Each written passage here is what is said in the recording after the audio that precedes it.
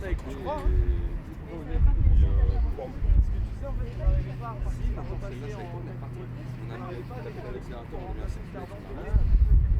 Là, c'est les gars de le collier.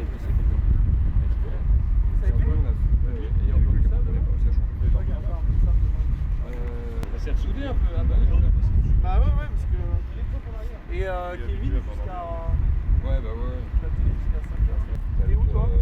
À la Brasera, on va vous inviter à boire un verre à 7h. Ouais. Ah ouais, tu vas voir. Bah alors dans les dunes, avec Arnaud, on a tapé donc 2 fois. Une première fois, on a tordu un premier coup l'avant et on a cassé une biellette à gauche, comme je l'avais expliqué. On avait réparé, on avait refait 150 mètres et on avait replongé et on avait cette fois-ci encore plus plié l'avant. On avait fait un carré et puis on avait cassé à la droite.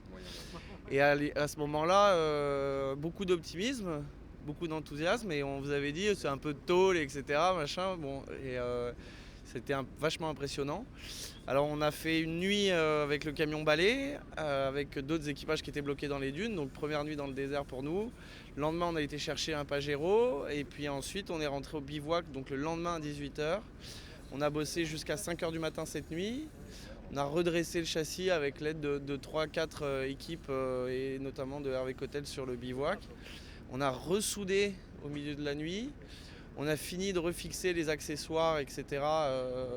Je pense qu'il devait être 5h du matin. On s'est couché à 5h15, réveillé à 7h. On a pris le départ. Alors, on était en 2 roues motrices, donc on a fini par la route. Et là, on est revenu suffisamment tôt. Il y a l'équipage d'Elisabeth Jacento qui nous a aidé à desserrer un gros écrou de camion. Et on a réussi à réenquiller le cardan qui nous manquait. Donc on devrait pouvoir faire la spéciale demain. C'est un vrai miracle. Oui, visiblement, en tout cas, c'est assez surprenant. Non, c'est en fait, depuis qu'on a 15 ans avec Arnaud, on va faire un peu n'importe quoi dans les champs avec des mobylettes, des trucs comme ça. Et on s'est retrouvé pas mal de fois en rideau et on a essayé de jamais lâcher. Chaque fois qu'on est parti en virée en bateau ensemble, qu'on a eu des problèmes avec des bateaux qui voulaient couler ou des choses comme ça, des rafios, on a toujours réussi à s'en sortir. Voilà, donc on a essayé de garder ça avec nous et quand on est tous les deux, en général, on y arrive quoi.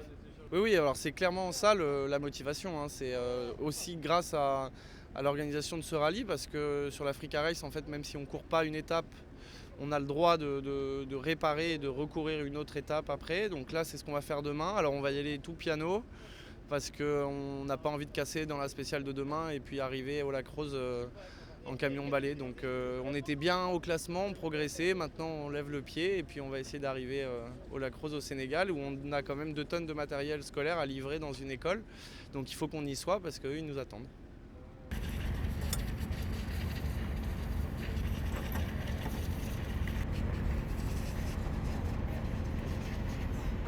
On est bien. Ouais.